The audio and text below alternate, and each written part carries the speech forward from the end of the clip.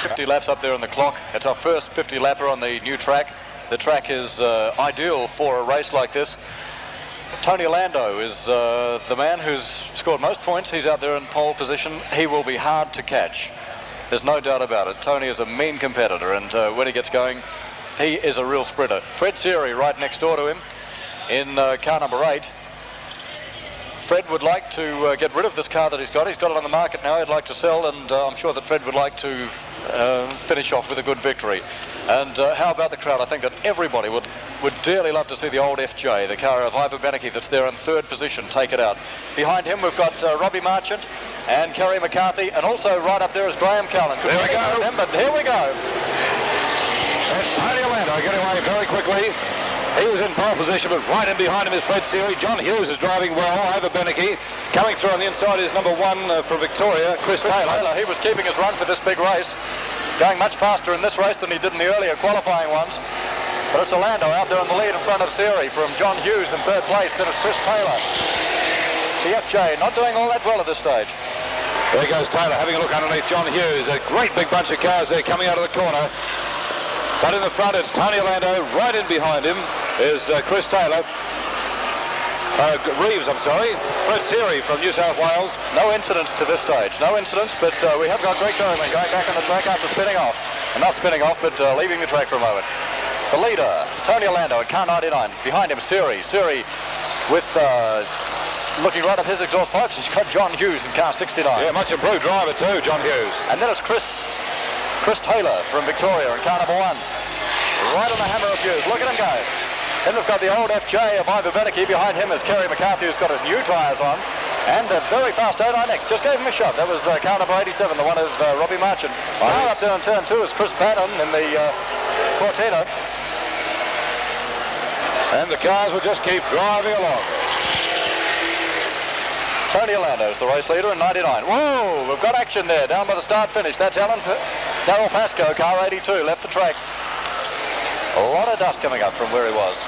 Going past the start finish is 99, Tony Lando, race leader in the Coca-Cola L34. Seary, now having a run underneath Seary is 69, that's John Hughes. Yes, he's trying hard to get through on Seary, but just can't make it at the moment. The starter's got a black flag. Let's have a look at it. Pascoe's been black flagged. Well, Darryl Pascoe was the one who spectacularly left the track right in front of the starter, right under his nose, as a matter of fact. That's 87. The one with the little tag up on the roof is the A9X of Robbie Marchant. It won its heats very fast. It's putting a lot of pressure now on Kerry McCarthy, who's the current state champ in car 24. McCarthy just pressed the go button, and he's got a spin in front of him. That's Ivor Beneke. Got a nudge from behind from Robbie Marchant, but they're all professionals. They sorted themselves out very quickly. Yeah, that's put Ivor Beneke back about 2 or 3 spots. That puts Robbie Marchant, number 87, up into about 4th or 5th place.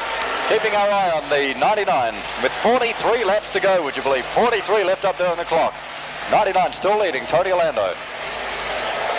State champ 2 years back. Oh, there's one spinning out. That's Seary. Seary's gone. Fred Seary, he was in 3rd place, but he went down between turns 1 and 2. Let's try and pick up the race leader for you. Tony Lando going into turn 1 now. In 2nd place, I'd give it to number 1 from Victoria, Chris Taylor. John Hughes in 3rd place. And then back to who knows what. It must be back to Robbie Marchant, I would think, in 87. Yeah, and that'll be Seary. Seary hit the fence pretty hard. Seemed to reverse back onto the track, get things going again, and didn't even drop. Well, what did he drop? About 3 or 4 places. That's about all. But the race leader going very quickly. And now up past Darryl Downing. Downing was giving him a hard time in an earlier heat, but there he goes. Tony Lando sweeps down the main straight past start finish. Car number 99, Lando. Around about 40, 50 metres behind him, we've got Chris Taylor, the Victorian champ, in car number 1. Tony Lando now coming around past the pit turn. If the camera can just hold on to there for a moment, pick up the leader. There he is, 99, Lando. About 2, 3 cars behind 22. Coming into the screen now, right in the middle of the screen, 99, Tony Lando. Yeah, the car's full of roaring, the track's full of roaring cars. Action in every corner. Gary Reuter's sitting up there on the fence, that big white Monaro. Yeah, the yellow light's out now, the caution light, because Reuter's there. And Ian Jones is gone. No, it's not. It's number 15. And another spin right in front of us is Kim Cottrell in 63. went right round from one side to the other. When have you seen this much action with the car still circulating? And still 37 laps to go. Orlando still leading. He's about a quarter lap in front of Chris Taylor. Orlando down past start finish again. And into turn one. Tony Orlando in the Coca-Cola car, number 99. Yeah, Chris Taylor still second. Johnny Hughes coming out of that corner, trying to tackle him. What about the old Hughes goes into second place. The old FJ of Ivor Benneke, has he been lapped? I guess he must have been, because we didn't see him come up past Taylor. He's been lapped along with Darrell Downing, Kev Rundle, all experienced drivers. There's the lead car at the back of the track. Orlando, 99.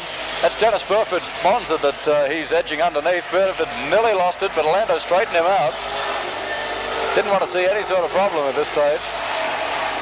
Let's go back and have a look at the dice for second and third place. The little white Tirana number 1 from Victoria and the blue and white EH69 John Hughes. They swap places for second and third placing, must be a dozen times. Jeff Bailey in the fence on the second corner. There he is on the fence for Blair Off the Auto Wreckers, number 37.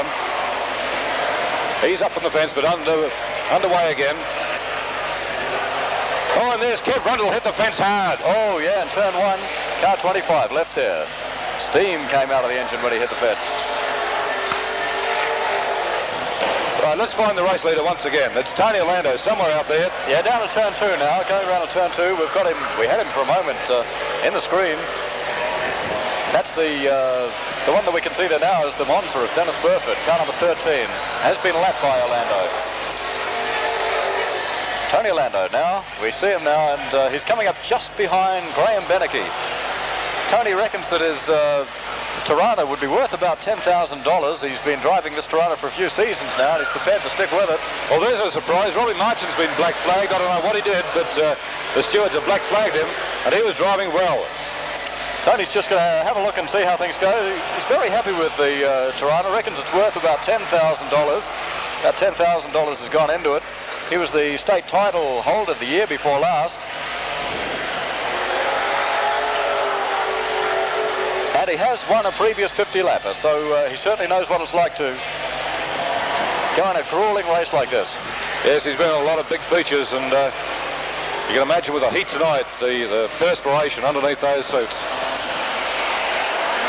Right, there's the second place getter at the moment. Second place to number 1, Chris Taylor from Victoria. They're coming out of pit corner now. John Hughes, 69 in third. What about 15, the way that he went up there and hit the fence? Parked himself in the fence for a while. But 22 laps are down now with 28 yet to run, and we see a lot of cars on the infield. The field is thinning out. A lot of cars on the infield, and we've got 2 parked up on the wall. One of Kev Rundle down between turns 1 and 2, and the other one, car 15, up there between, now by the pit gate, but that moves down now. That's the one of Chris Blandon. Yeah, about the only 3 places we can give you at the moment is Tony Orlando, 99 first. And we go back, I think, to Victoria 1. Yeah, and John Hughes right at his tail. If you can get the camera on that, that might look pretty good. It's on turn 1 now as they're going around. Now through turn 2. Coming up the back straight, we're looking for 1 and 69. Number 1, the car of Chris Taylor of Victoria, Victorian champion, and 69 is John Hughes. Right, well, there's something. Tony Orlando up behind Kerry McCarthy, and McCarthy is a fast driver. And coming out of pit corner now, just going over the start-finish line, Orlando right in behind McCarthy.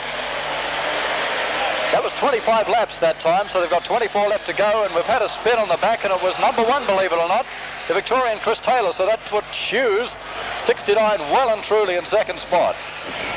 Yeah, wouldn't know who was 4th, wouldn't have a clue at the moment. That's the judge's job, to be counting every lap and the positions over the grid on every lap. It's a hard one. But John Hughes driving the night of his life. Haven't seen John Hughes drive like this for a long, long time. Number 69. There he goes down the back straight. The blue and white EH Holden holding down second place to Tony Orlando. Oh, up in there in pit corner. That's the Monza of Dennis Burford having a big, big moment there. Darrell Downing, John Hughes, and Kim Cottrell get through there. Dennis Burford just cruising around. Feeling that car out. Must be loads of power under the bonnet. Oh, yeah. Gives the car in front of him a bit of a nudge. Tony Orlando's driving the race of his life. He's only got 20 to go as he comes round past the start-finish line this time. Darrell Downing right in his tail. That's Kerry McCarthy in the big black Monaro. Well, you can be rest assured this will be a record to Orlando. He'll go in the record books. The first 50 lapper at Speedway Park. 20 laps to go. And apart from a couple of yellow lights, he hasn't been driving all that slow.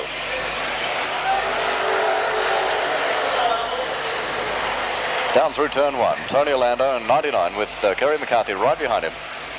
These lower cars, we've got Bill Ratliff there at 32, Darrell Pascoe, Greg Berryman at 20. 47 is Darrell Downing, and John Hughes, who may be in second place there in 69. I think he might make him very pleased. The thing that would make him a little bit happier, of course, would be to take off the first prize, but I guess something serious would have to happen to Tony Orlando for that to happen at this stage. Yes, all it needs is a mechanical breakdown, and such a long race and a hot night, it could happen, but Tony's driving well. Can't take it away from him. Oh, we've got a praying up in turn 1. 82, Darrell Pascoe went in and hit that stationary car, the one of Kev Rundle. Just gave it a swipe and then went in and touched the fence pretty heavily. So the red lights go on because Pascoe's car is out on the track a little. What a shame. Only 8 laps to go, and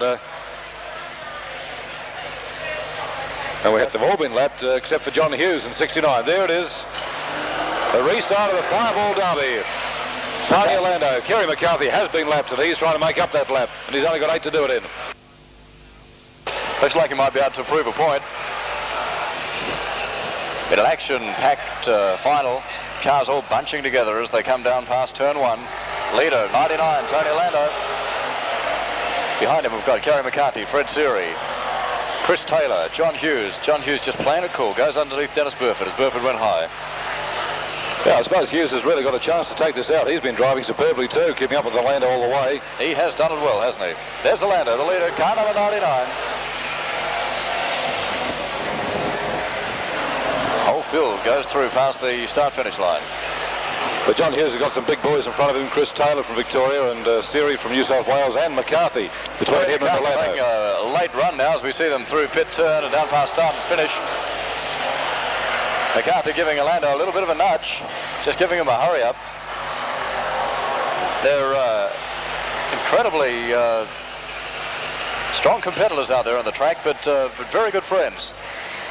They enjoy the competition they get from each other. Tony Orlando and Kerry McCarthy leading. Well, if I was Tony Orlando, I'd let Kerry McCarthy, I'd go high, let Kerry McCarthy go through so that he wouldn't nudge me, spin me out or whatever, and make sure that I've got the race, because no way in 4 laps is Kerry McCarthy going to catch Orlando. Oh, no way.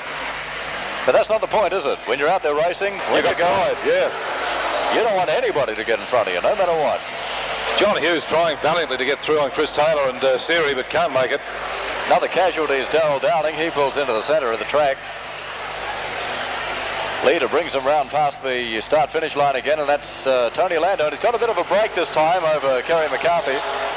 Grabbed a bit of a break, got about 20 metres over him. Fred Seary is the next car on the track, and then after that it's Chris Taylor and John Hughes. John Hughes second in the race.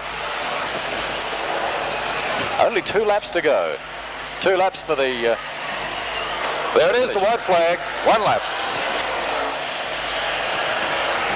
McCarthy gained incredibly on Tony Orlando. Tony Orlando acknowledged the white flag, and this gave McCarthy a chance to catch him. And here comes the checkered flag. Tony Orlando getting himself ready, and he takes it now. Tony Orlando first. John Hughes second. And I think it might be Kerry McCarthy third, but that's all got to be checked out. Yeah, right.